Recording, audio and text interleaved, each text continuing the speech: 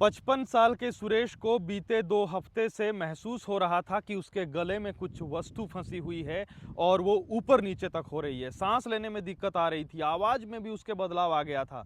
पच्छाद से सुरेश फिर सोलन पहुंचा। सोलन में डॉक्टरों ने उसकी गंभीर स्थिति को देखते हुए उसे आईजीएमसी रेफर किया। आईजीएमसी में डॉक्टरों की एक टीम गठित हुई और आधुनिक तकनीक से जब देखा गया तो उसके गले में एक जोंक फंसी हुई थी। डॉक्टरों ने फिर बिना ऑपरेशन, बिना किसी चीरफाड़ के इस जिंदा जोंक को बाहर निकाला। हिमाचल प्रदेश, उत्तराखंड प्राकृतिक जहां जल स्रोत होते हैं वहां पर आपने देखा होगा कि जोंक होता है।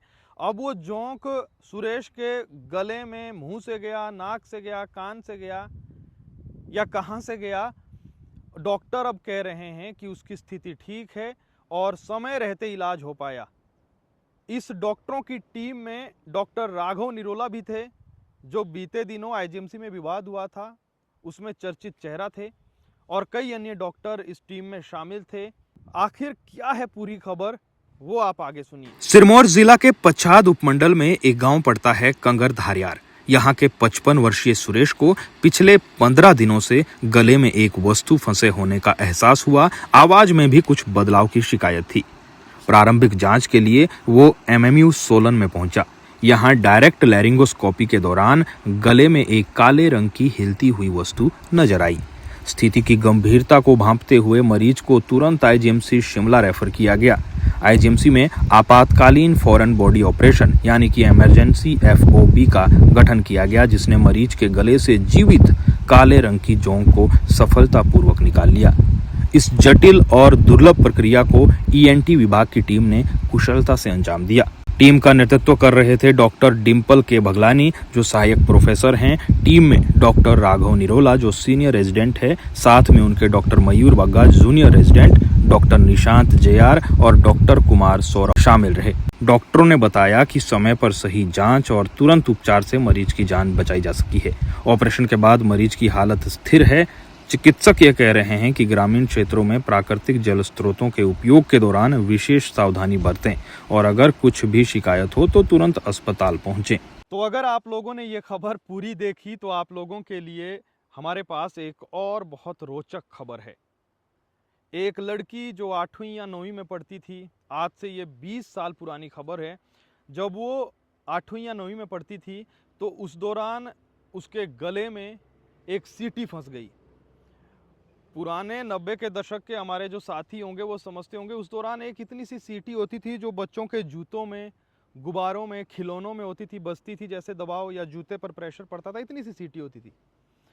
और वो सीटी ऐसी भी नहीं है, उसका जो डिजाइन है वो इतनी सी, जैसी अंगुलियां बिल्कुल सीधी होती थी, उसके अंदर दो कुछ फंसा होता था जिससे वो बजती थी। तो जब वो गुब्बारे में हवा भर रही थी या गुब्बारे के साथ खेल रही थी तो अचानक से जो हवा है गुब्बारे की वो अंदर की तरफ आ जाती है और जो सीटी है वो उसके गले में, मुंह में चली जाती है। उसने फिर अपने घर वालों को बताया, जो कुछ भी है वहाँ पर थोड़ा बहुत उन्होंने किया। फिर सबको लगा कि ये पेट में चली गई होगी और या निकल गई होगी, या गई है या नहीं गई है, वो बच्ची थी। तो फिर अगले दिन उसको ज़्यादा दिक्कत तकलीफ कुछ हुई नहीं और समय बीतता गया। बीच बीच में वो कहती थी अपने घर वालों से कि कुछ आवाज़ आती है गले से मेरे बजने की।